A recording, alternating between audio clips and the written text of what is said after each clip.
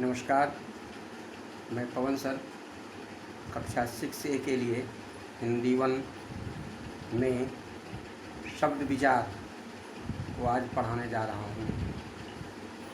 व्याकरण में शब्द विचार का बहुत ही महत्वपूर्ण स्थान है। शब्द वर्णों के मिलन को शब्द कहते हैं। मनुष्य अपने मन के भाव को प्रकट करने के लिए शब्द का प्रयोग करता है। वर्णों के मेल को शब्द कहते हैं। इसका दूसरा परिभाषा वर्णों का वह मेल जो सार्थक अर्थ बताता है शब्द कहलाता है।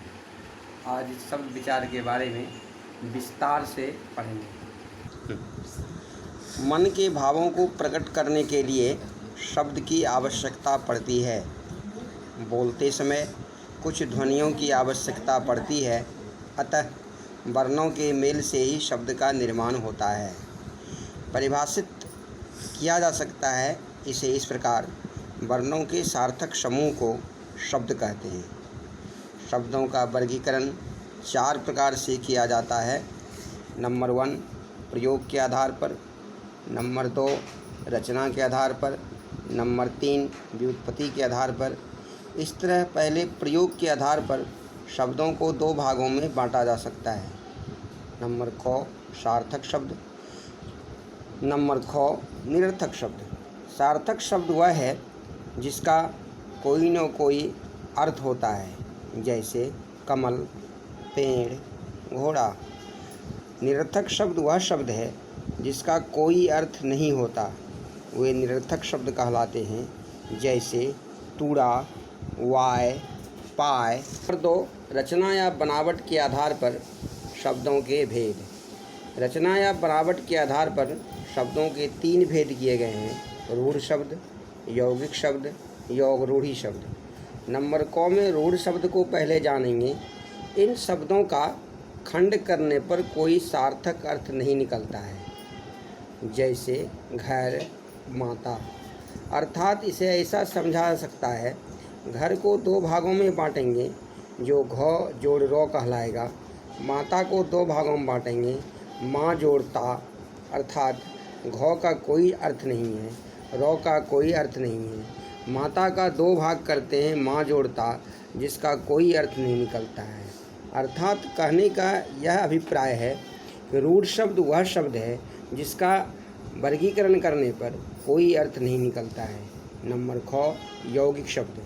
योग का अर्थ होता है मिलना, अर्थात ऐसे शब्दों का खंड करने पर अर्थ निकलता है, जैसे पाठशाला, पुस्तकालय। पाठशाला का खंड करने पर 2 शब्द आते हैं: पाठ जोड़ शाला, अर्थात पढ़ने का घर। पुस्तकालय, पुस्तक जोड़ालय, यानी पुस्तक का घर।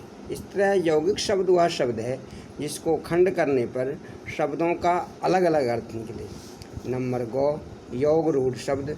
वैसे शब्द जिनका 2 या 2 से अधिक शब्दों के मेल से बनता है, जैसे दशानन, लंबोदर।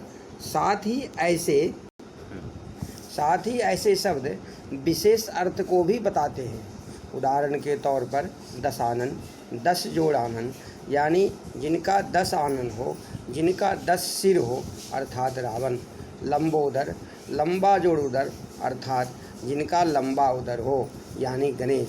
इस तरह से यौगिक, योग रूढ़, यौगिक, योग रूढ़ 3 तरह के शब्द हुए।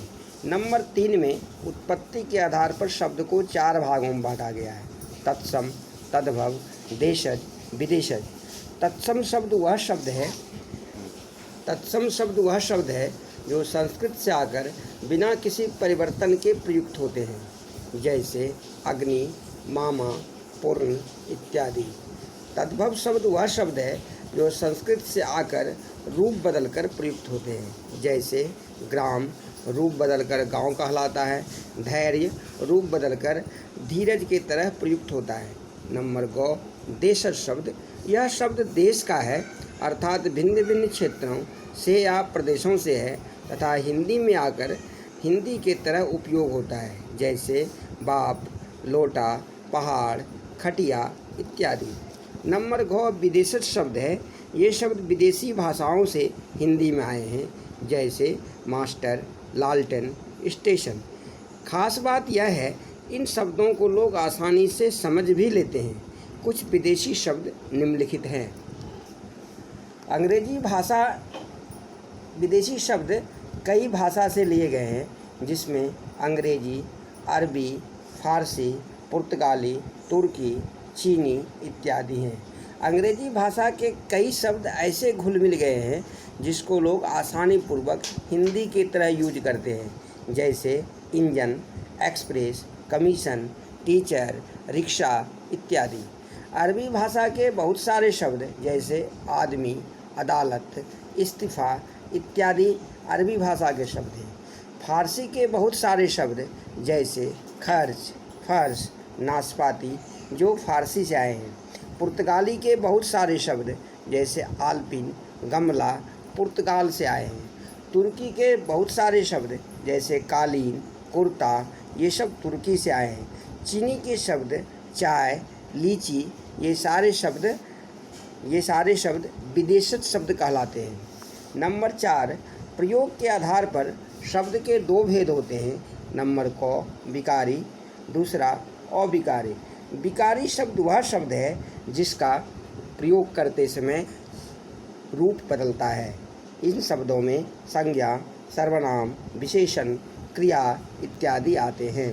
अविकारी शब्द वह शब्द है जिसका रूप नहीं बदलता, जैसे क्रिया विशेषण, संबंध, बोधक, समुच्चय बोधक, विस्मयादि बोधक इत्यादि।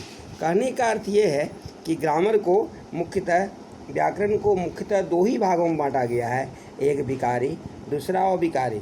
कुल मिलाकर के व्याकरण के 8 भेद आ जाते हैं, जिसमें संज्ञा, सर्वनाम, विशेषण, क्रिया, क्रिया विशेषण, संबंध बोधक, समुच्चय बोधक, विस्मयादि बोधक इत्यादि।